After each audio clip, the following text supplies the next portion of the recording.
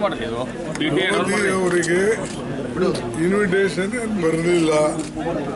ಆದರೆ ಜೈಶಂಕರ್ ಅವರು foreign minister ಮೊದಲು ಹೋಗಿ ಎಲ್ಲ ವ್ಯವಸ್ಥೆ ಮಾಡಿ ಆಮೇಲೆ ಇವರಿಗೆ ಇನ್ವಿಟೇಷನ್ ಬಂದ ಮೇಲೆ ಹೋಗಿದ್ದಾರೆ. ಈಗ ಅವರೇ ಮೋದಿ ಅವರು ಸ್ವತಃ ಹೇಳ್ಕೊಂಡಿದ್ದಾರೆ, ನನ್ನ ಹಳೆ ಗೆಳೆಯ ಮತ್ತು ನನಗೆ ಹಿಂದೇನು ನಮ್ಮ ಇಬ್ಬರ ಮಧ್ಯದಲ್ಲಿ ಮಾತಾಡಿತ್ತು, ಈಗ ಮುಂದೆ ಅದು ಸಾಕ್ತದೆ, ನಮಗೆ ಸಹಾಯ ಆಗ್ತದೆ ಅನ್ನತಕ್ಕಂಥ ಮಾತು ಹೇಳಿದ್ದಾರೆ.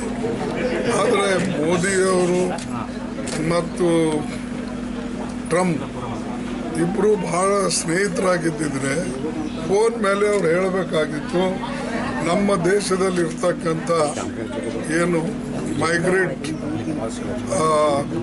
ಇದು ಕೆಲಸಗಾರಿದ್ದಾರೆ ಅವರಿಗೆ ನೀವು ಹಂಗೆ ಕಳಿಸ್ಬೇಡಿ, ನೀವು ಈ ಸಾಮಾನು ಸಾಗಾಣಿಕೆ ಮಾಡ್ತಕ್ಕಂಥ ಫ್ಲೈಟ್ನಲ್ಲಿ ಗೂಡ್ಸ್ ಫ್ಲೈಟ್ನಲ್ಲಿ ಕಳಿಸೋದಕ್ಕಿಂತಲೂ